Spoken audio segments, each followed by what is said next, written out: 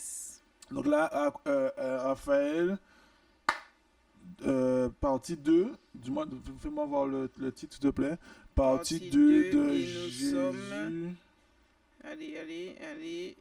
Est-il vraiment Dieu? Jésus est-il vraiment Dieu, partie 2, donc la partie d'Aqua et ma partie. Dans ma partie, j'ai oublié de ce de quoi je parle, mais tu La vois dualité. Voilà, la dualité et le fait que nous, on veut d'abord faire un ordre cosmique avant de savoir si tu réponds à Dieu ou pas. Allez, on y va. À tout mes très chers, c'est Maniombe. J'espère que tout se passe bien pour vous, que tout va bien pour vous. Je vous remercie de nous suivre comme d'habitude, chaleureusement, avec beaucoup d'enthousiasme. On voit vos commentaires, ça nous fait extrêmement plaisir. Ah oui. Et aujourd'hui, on va... Attends, j'ai pas de batterie.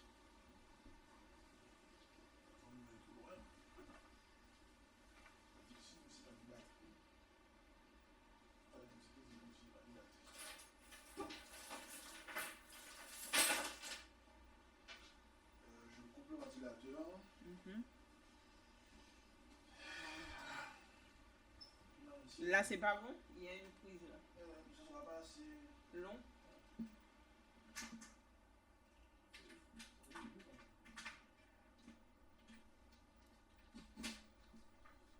Ok, boum. Ah, c'est l'ordi, oui, je pensais que c'était le téléphone. Non. Mais si l'ordi fait ça, tout à l'heure, il fait un budget. Ok, donc Raphaël, juste qu'il n'y ait pas de batterie, donc on reprend. C'est aussi simple que ça. Ok. Ok, on reprend. À tout mes très chers, j'espère que vous allez bien. C'est Mayombe. À tout à quoi? À tout Mayombe, comment vas-tu? Ça me fait extrêmement plaisir d'être avec toi aujourd'hui. Donc aujourd'hui, on va aborder un sujet qui est extrêmement important, qui nous tient à cœur. C'est le fait de savoir est-ce que Jésus est vraiment Dieu.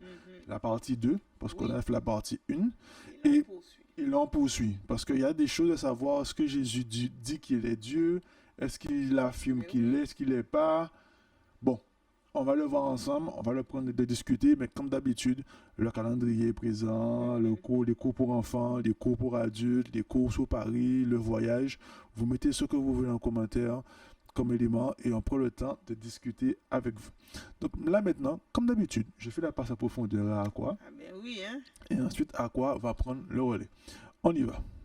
Eh bien, sans transition, on va entrer droit dans le sujet pour savoir, est-ce que, poursuivre la réflexion en tout cas, de savoir si celui qui crie est Dieu ou pas. Et savoir même lui, qu'est-ce qu'il a dit en fait. Parce que c'est bien beau de se dire, bon, oui, tel est Dieu, mais qu'est-ce que cette personne-là elle-même a dit? Parce que dans l'épisode de la dernière fois, on a vu se manifester en fait ce je suis qui va affirmer qui on est. Eh bien, est-ce qu'il l'a fait? C'est ça. Est-ce qu'il a dit je suis l'Éternel, je suis Dieu. Voilà. Comme moi je peux dire je suis Mayombe, je suis à quoi? Est-ce que lui l'a dit? A-t-il fait ça? A-t-il manifesté sa volonté? Très bien, très bien. Eh bien, moi, je prends le temps de regarder ça avec vous. Et dans notre première slide, on voit, on verra en tout cas qu'il s'est distingué de Dieu. Celui qui crie s'est vraiment distingué. Et pour cela, on s'est appuyé sur 2 versets. Jean 14, 28, là où il dit « Vous avez entendu que je vous ai dit, je m'en vais et je reviens vers vous. Si vous m'aimiez, vous vous réjouiriez de ce que je vais au Père, car mon Père est plus grand que moi. » Lui-même, il dit par cette affirmation qu'il n'est pas égal. Il y a une hiérarchie. Exactement. Donc, le verset suivant nous dit « Or, la vie éternelle, c'est qu'ils te connaissent, toi, le seul vrai Dieu. » Le seul vrai Dieu. C'est au singulier. Le seul vrai Dieu. Donc, il y a un seul. Et celui que tu as envoyé. Donc, il dit même qu'il est un envoyé. Ok. Tu vois? Ouais. Il se distingue clairement de Dieu. Donc, c'est vraiment intéressant, moi, je trouve. Et lui, il n'a pas, à aucun moment, il n'a dit ça. En tout cas, dans les versets qu'on voit là, il ne l'a pas dit. La slide suivante nous montre que celui qui crie a des limites que Dieu n'a pas. En tout cas, que Dieu n'est pas censé avoir. Et on voit Pour ce qui est du jour ou de l'heure, personne ne le sait, ni les anges dans le ciel, ni le Fils, mais le Père seul. Là, il parle du jour où il va revenir, soi-disant. Mhm. Mais s'il est Dieu et qu'il est un avec Dieu, Il faut le savoir. il devrait le savoir. Mhm. Or là, il ne le sait pas. Ça veut dire qu'il n'a pas toute la connaissance finalement. Finalement. Peut-être qu'il a pas assez mangé dans l'arbre. J'allais dire ça, j'allais dire. Il aurait dû suivre peut-être. Manger plus de pommes. Voilà. Ça, il aurait su. Il aurait su, mais peut-être qu'il a choisi la vie éternelle et de Ah, rester ben ouais. ignorant pour vivre éternellement. Donc peut-être qu'il sait pas qu'il est nu. Peut-être. Ah là là. Ça, c'est une. That is a question. C'est une question. Mais allez regarder les autres présidents des pays, ça. vous allez comprendre pourquoi on parle de ça. Ensuite, le deuxième verset sur lequel on s'est basé, et Jésus croissait en sagesse, en stature et en grâce devant Dieu et devant les hommes. Attends, s'il était pleinement Dieu, il devrait même naître avec toute cette sagesse. Enfin, il n'aurait pas eu à croître en sagesse. Ouais, il aurait déjà être dans la sagesse absolue. Mais oui. Parce qu'il est le créateur, il est Dieu. Il a un rapport intime avec Dieu. Car qui voit le Fils voit le Père, qui voit le Père voit le Fils. Donc c'est vrai. Donc, mes très chers, on voit déjà qu'il y a une distinction entre les deux. Donc, lui-même, ce sont ses propres mots. Voyons la troisième slide. Là, il parle de son Dieu. Si tu parles de ton Dieu et que tu es Dieu, c'est pas un peu bizarre? C'est vrai. C'est-à-dire, j'ai l'impression que quand ça l'arrange, il est Dieu, Fils de Dieu. Mais quand ça l'arrange pas, il dit, ouais, mais va voir le gars là-bas, là, c'est mon père. J'ai l'impression qu'il fait ça un peu. Genre, il dit, va ici, c'est pas moi. Voilà. Tu vois, va voir lui là-bas, là, c'est mon père. Va là-bas. Tu vois. Donc quand ça l'arrange, il est le Fils de Dieu. Quand ça l'arrange pas, bon, attends, c'est un peu trop chaud pour moi, là. Voilà.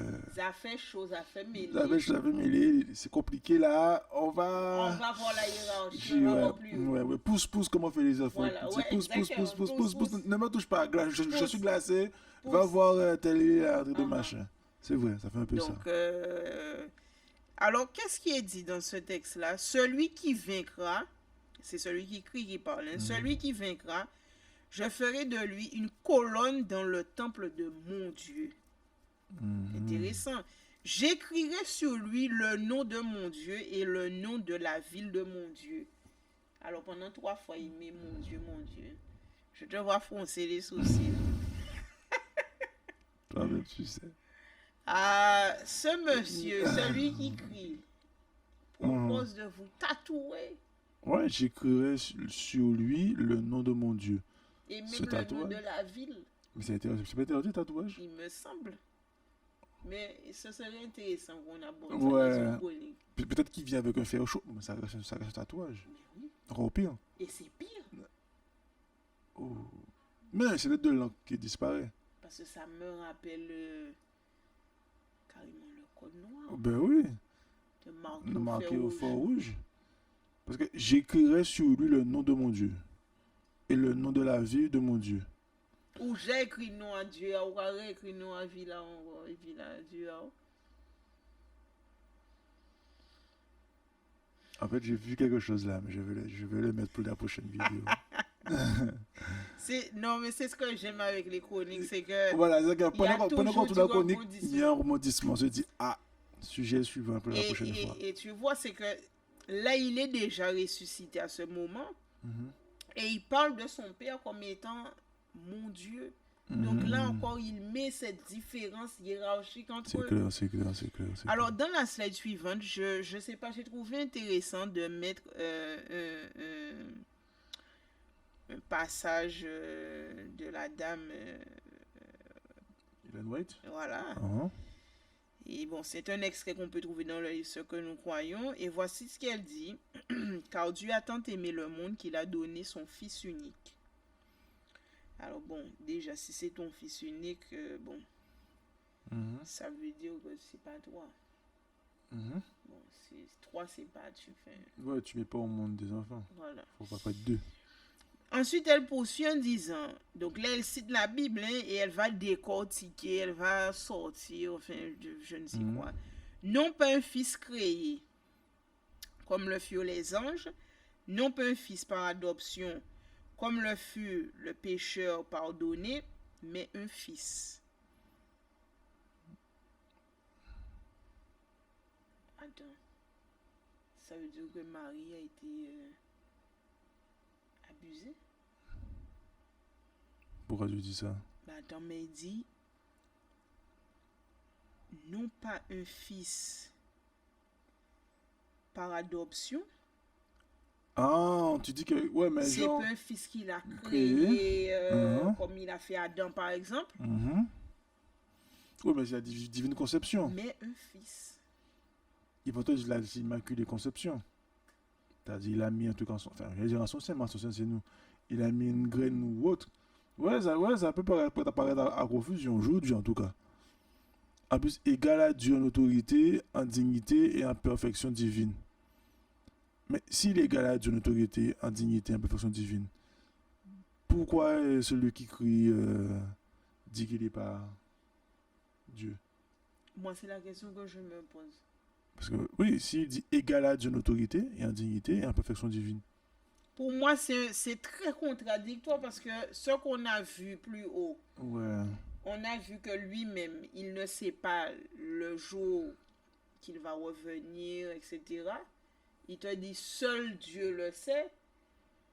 Mais Et Dieu, il parle même de vrai Dieu. le vrai Dieu, ouais. Et là, elle nous dit, donc ça veut dire qu'elle contredit celui qui ouais, crie. ouais, ouais. Ça veut dire qu'elle est au-dessus de celui qui crie, alors, cette dame. En lui habitait corporellement toute la plénitude de la divinité. Ce qu'il est censé tout savoir. Si habite corporellement toute la plénitude de la divinité, c'est qu'il est censé savoir. Parce que là, ce qu'ils sont en train de dire, là, quand tu dis en lui habitait corporellement toute la plénitude de la divinité, ça veut dire qu'il incarne Ouais, c'est ça. Dieu. C'est-à-dire quand tu le vois, tu vois Dieu. Voilà. Qui voit Dieu, voit Jésus. Qui voit Dieu, voit celui qui crie. Qui voit celui qui crie, voit Dieu. Parce qu'il incarne corporellement. Pourquoi il ne connaît pas les dates, le jour de son retour, ce genre de choses. Pourquoi il dit, voilà, j'écrirai le nom de mon Dieu. Enfin, dit, j'écrirai mon nom. J'écrirai mon nom. Ou alors, je sais pas moi. Tout ce qu'il dit, ça, voilà. Notre nom. Voilà. Pour dire qu'on est... Parce que tu dis pas mon couple, tu dis notre couple, parce qu'on est deux. Donc tu signifies le fait que nous sommes deux dans le couple. Et que vous formez le couple à deux, quoi. Enfin, oui, 1 plus 1 égale 1. Voilà. Pas égale 2. C'est bizarre, effectivement. Et il dit même, mon père est plus grand que moi. Et comment elle dit qu'il est l'égal. Ça veut dire que cette personne-là est au-dessus de celui qui crie. Voilà un aspect que... Ben oui, parce qu'il connaît mieux que celui qui crie son père parce qu'il dit qu'il est égal. C'est la Mahat, c'est pas pour la Mahat. Mais attends, tu sais, j'ai même pas osé le dire, mais je me suis dit, mais ça veut dire qu'elle... Ouais, c'est pas pour la Mahat. Elle se prend pour la Mahat, ou bien une grande... Voilà, la Mahat. Moi, je sais pas.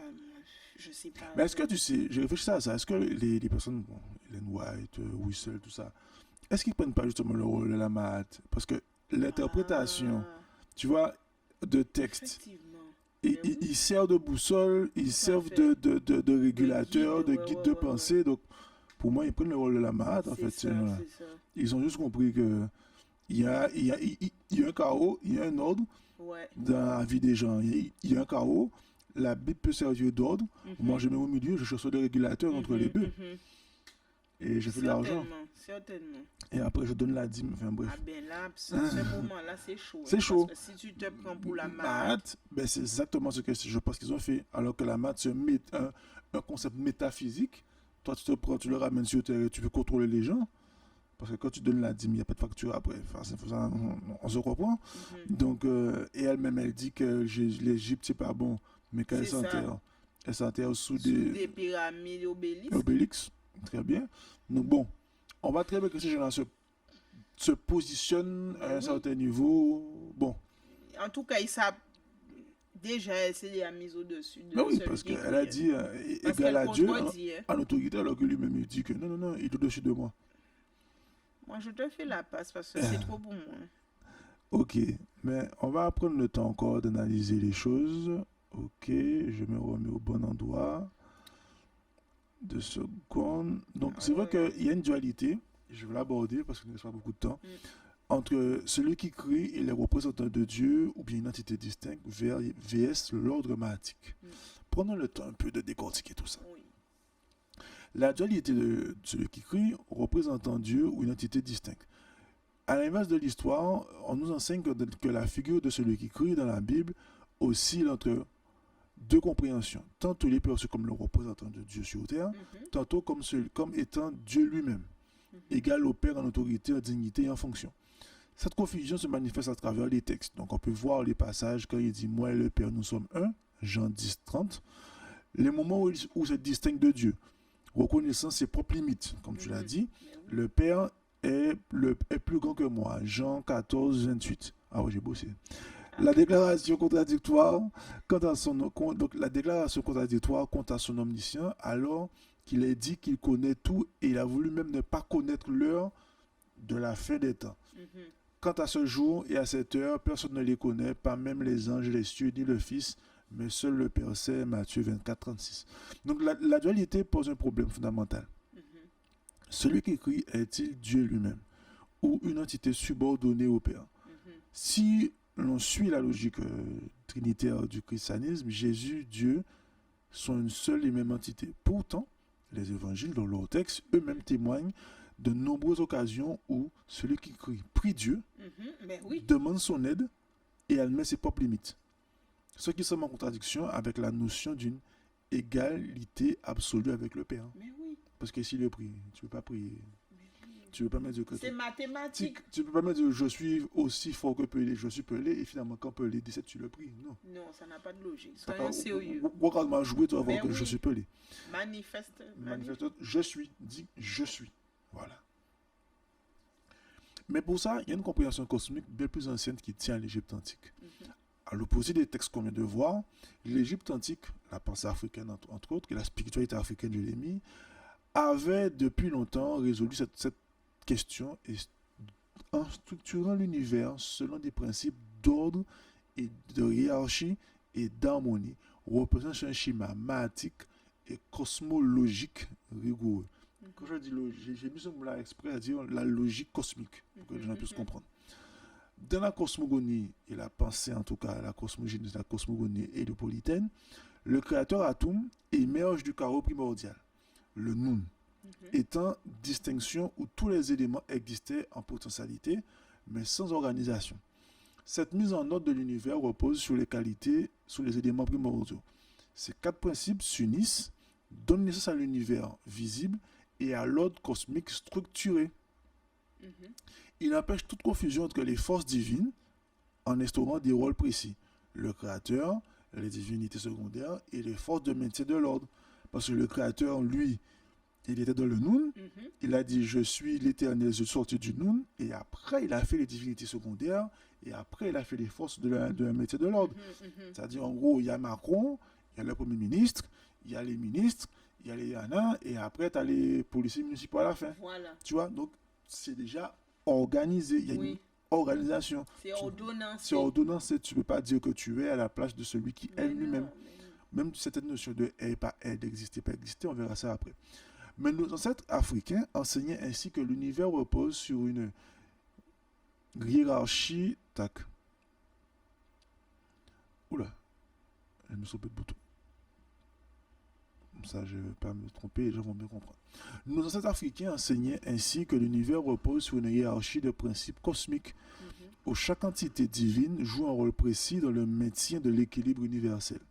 Le Dieu suprême ne se confond pas avec ses manifestations terrestres ou célestes, mais gouverne l'ensemble de la création par Mahat, le principe d'ordre, de justice et d'équilibre. C'est-à-dire, on n'est pas en train de dire je suis, tu es, nous sommes. Non, oui, on est ensemble, Oui, mais chacun a ses responsabilités. tout à fait. Et Mahat est notre guide suprême. Mhm.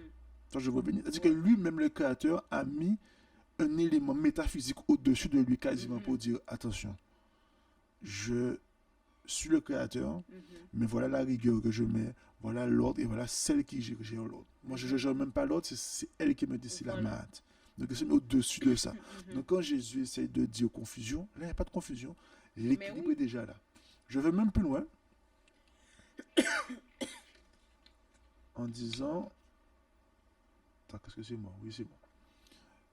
Et là, on va prendre le temps de parler de la maths et de l'ordre contre la confusion. Dans la pensée africaine, le contraire de la maths était il se fait. L'injustice, le désordre, la corruption.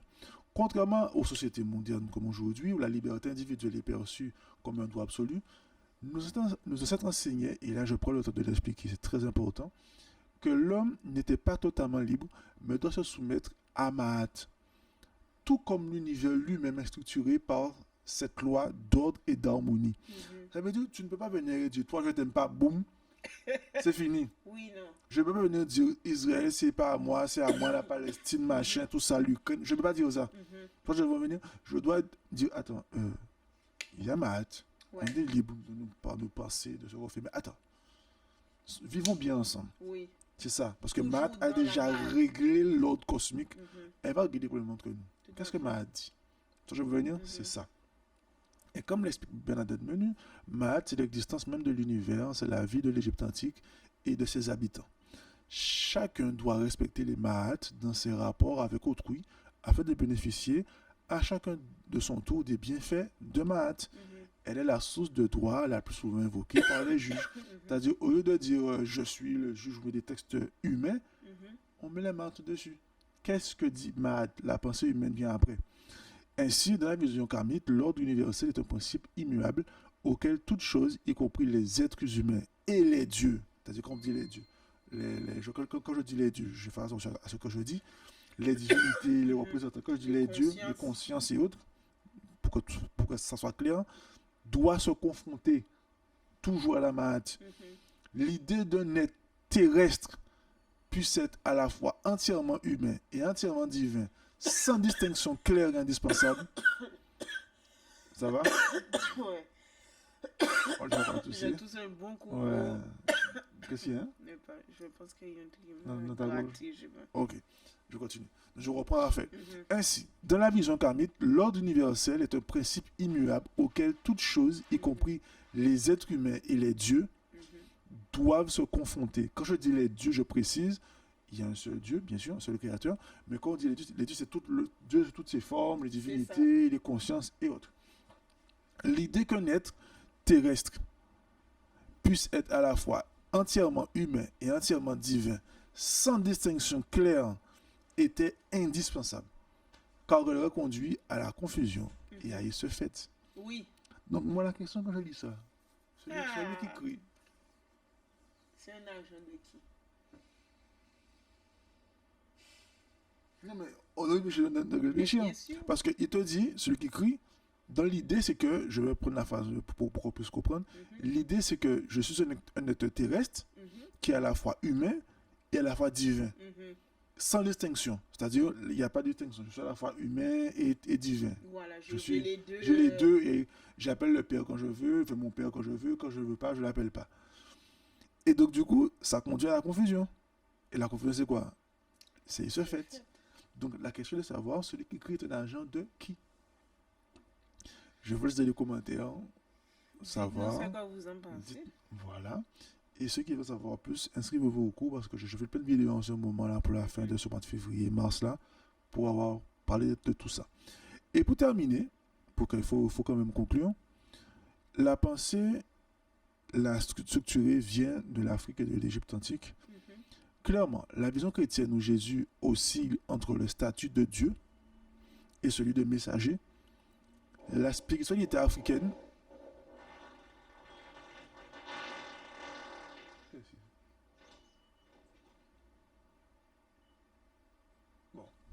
on va se concentrer. Parce que sinon, nous payons. Donc, si j'avais dit au métal. La conclusion, c'est que la pensée la plus structurée est celle de l'Égypte antique. Dans la pensée chrétienne, on voit que Jésus, enfin celui qui crie en tout cas, oscille entre le statut de Dieu et celui de messager. On ne sait pas où il est. Tantôt, machin, gauche, droite, gauche, je dirais un politicien.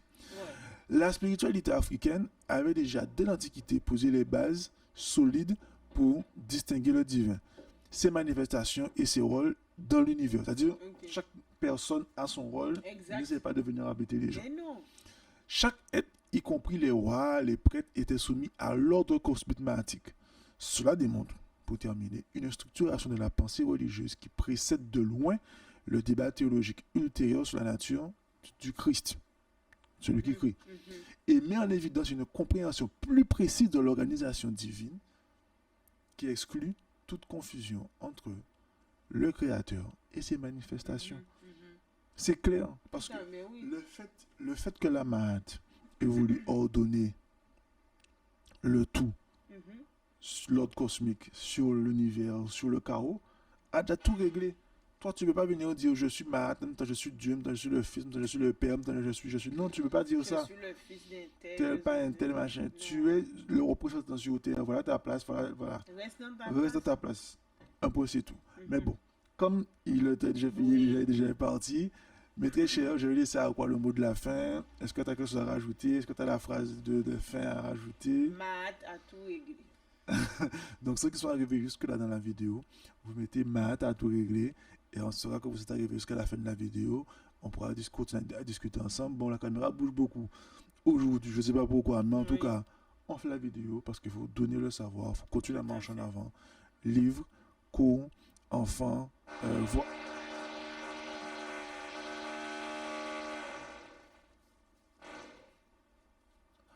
livre, cours, enfants, voyage, vous savez tout. Et on fait Paris, t'as raison, c'est vrai.